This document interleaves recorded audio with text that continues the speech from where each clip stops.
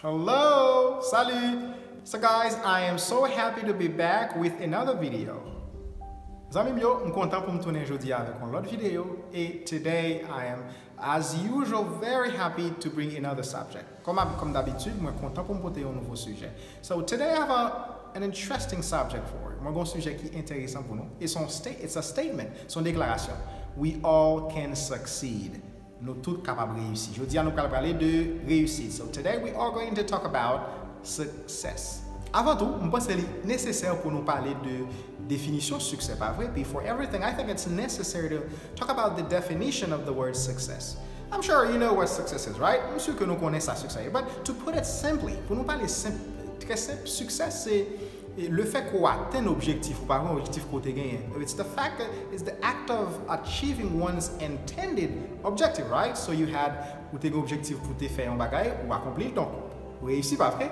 So today I will share with you 5 things I think you need to consider if you really want to be successful. Si vous vraiment voulez réussir dans vous, je pense qu'il y a 5 bagages que je vais partager là pour vous connaître. Ok, j'aime te promettre là, mes premiers bagages je pense qui est important pour considérer si vous voulez réussir dans la vie. So as I promised in the introduction, here is the first thing I think you need to consider if you really want to be successful in life. The first one is there is enough room for everyone. Premier bagage que je vais partager avec vous, c'est que il y a assez de place pour tout le monde. Est-ce que nous connaissons qu'un pile fois, il y a des gens qui ont une inquiétude, le fait que vous pouvez faire une activité, ou bien vous avez un domaine, il y a un pile de monde qui a fait ça déjà, il y a un pile de monde qui a fait une activité, ça veut dire, il a posé cette question, est-ce qu'il a réussi parce qu'il y a trop de monde qui a fait. I know there are people, they want to start something, a career, or they want to start a business, an activity. They're questioning themselves because there are other people doing the same activity. They're questioning themselves about whether they will succeed because too many people are doing the same thing. Donc, je dis à vous une bonne nouvelle pour vous. Today I have good news for you. It's to tell you that whether there are 5, 10 people doing the same activity, you still can be successful. Ça me dit, c'est que gagner 5, 10, parler mon cap font activité ou qu'a toujours réussi. On t'a dit ça va plus opportunité pour créatif, pas vrai, pour venir porter plus nouveauté là-dedans. So let's say that this give you more opportunity to bring more to bring new things in that, right? To bring more innovations into that sector you want to be. OK? Donc on tape par exemple musique. Nous parlons que musique on prend sur scène internationale là, grand pile monde qui populaire que nous t'apprend au niveau R&B, un pile artiste américain.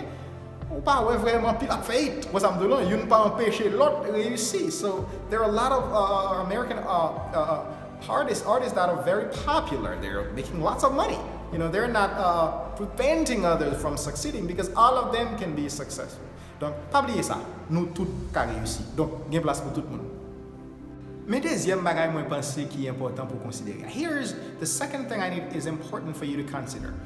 If you want to succeed, don't belittle others, okay? Si vous voulez réussir, pas rabaisser l'autre monde. Est-ce que nous connaissons un pile fois dans la vie, il y a des gens qui pensent pour réussir, il faut que vous baissez l'autre monde, il faut que vous éteignez l'autre monde pour apparaître. Do you know that there are people, for them to be seen, they think that they need to belittle someone, to lower someone, not for them to be seen.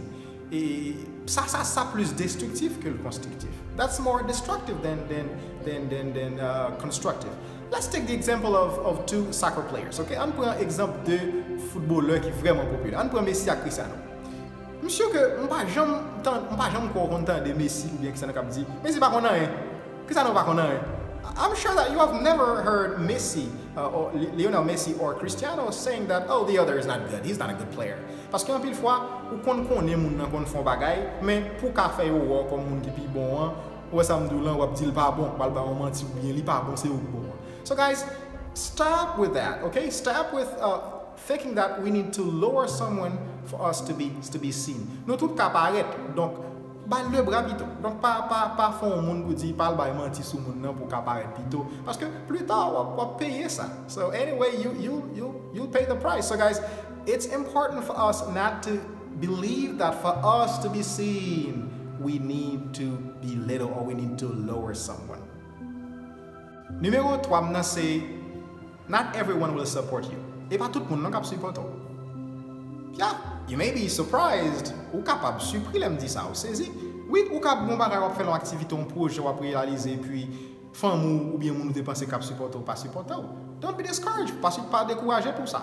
M'vle ko déjà mettre dans tête. I want you to have that in your mind that you may start a project and not even your friends or family or close one support you. You may find a lot of support even from outside, pas vrai? Ou quand même je ne support de yo même. Nous connaissons, même la Bible a dit que le prophète n'a pas honoré dans la patrie. Even the Bible recognizes that the prophet is not honored in his own country. Donc, mettez dans tête ou l'autre font activité que gen moun ou te ka penser pour supporter qui pas supporter. Ça a payé pour le bagage arriver pour dire mes amis ou déçus.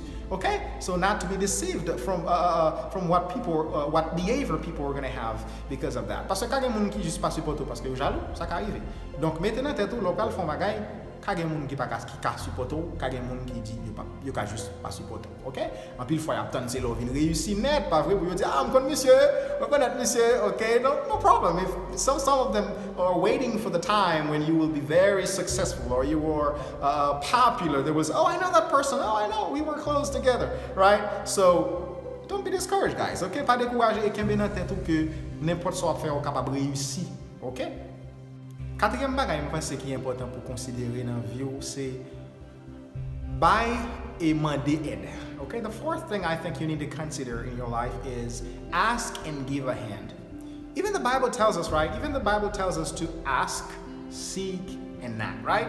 Même Bible a demandé nous pour nous frapper, pour nous chercher, pour nous demander. So if you see someone who is good at a field and you think you are not good at that field, you can reach to that person and ask for help. OK? Il n'y a pas de problème. Si on est bon dans un domaine, ou tu es bon là-dedans, bien, demander aide. Allez demander ça. Comment on fait pour comme ça? Comment on fait? Moi, je suis toujours prêt pour moi, les bons pas qu'on fait bien. Mais allez demander aux gens qui plus avancé, qui plus expérimenté pour demander l'aide. Donc, guys, it is okay. You need to go and ask for help.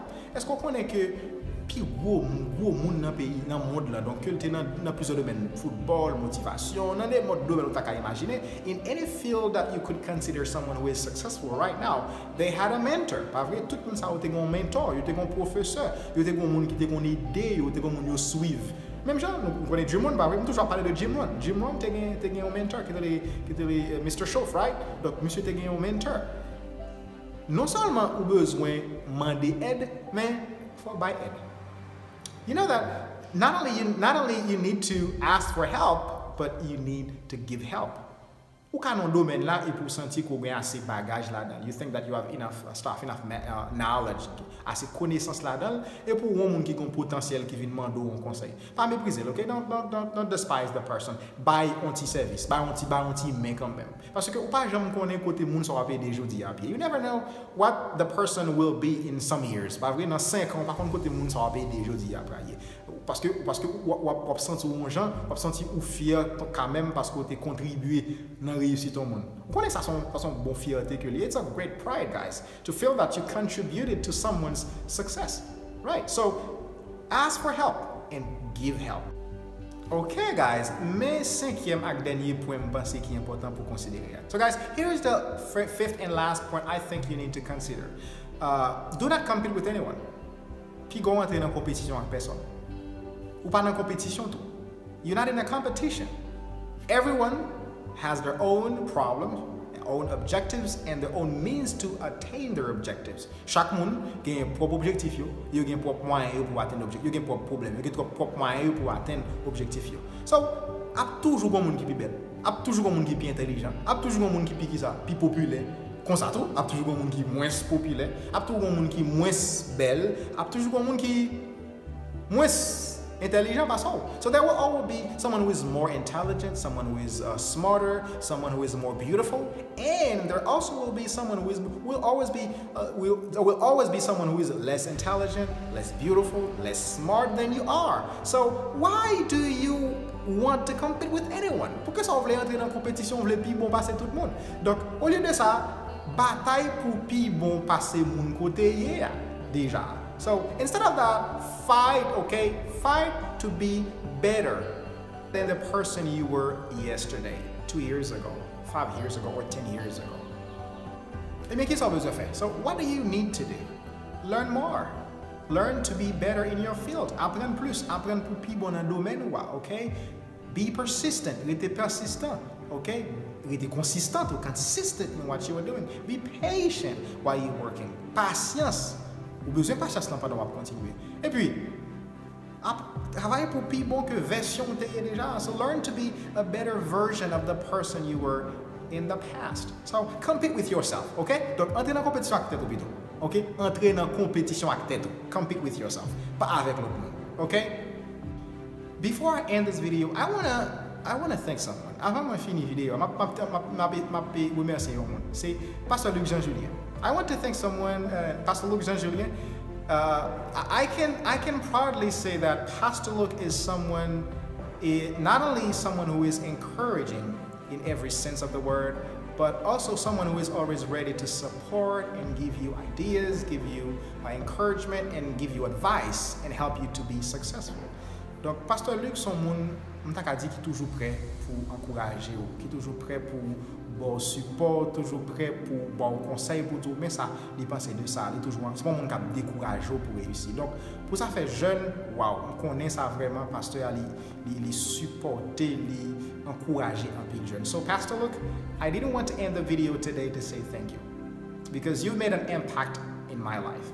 Ok, je ne vais pas finir la vidéo aujourd'hui pour me remercier au Pasteur Luc parce que vous font un impact dans la vie and a positive impact, un impact positif.